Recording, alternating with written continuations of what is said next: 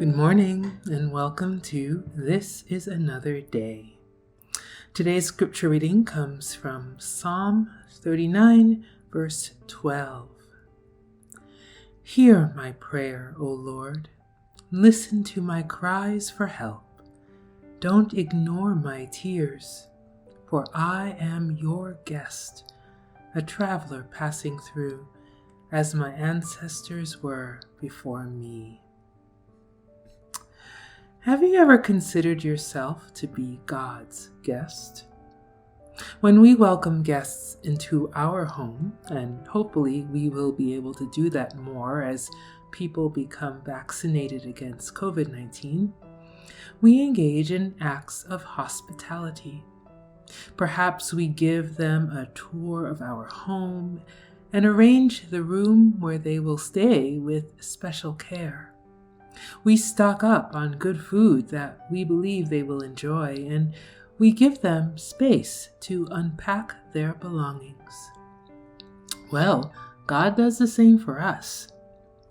God welcomes us as God's own beloved, and we get to know the love and character of God through Christ. It is the nourishing food and drink of Scripture offered to us freely that comforts and strengthens us. God gives us space to voice our questions, doubts, hurts, joys, and fears, so that we can be vulnerable, sincere, and authentic in our friendship with God.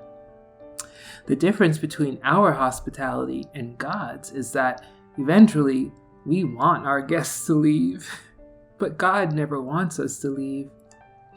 Jesus is referring to us when he says, "What my Father has given me is greater than everything, and no one can snatch them away from the Father's care." We are forever held in God's infinite grace and love. This is another day to be God's guest.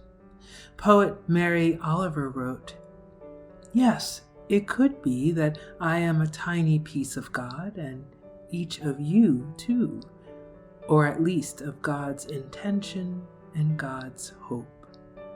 So Lord, you are a place of hope and hospitality for all, and we are loved by you. Mend our eyes today to see our neighbors in this way too, so that we may more fully live out your commandment to love our neighbors as ourselves, and to welcome them as our guests in your name." Thanks for joining me today, and I hope to see you again. Bye.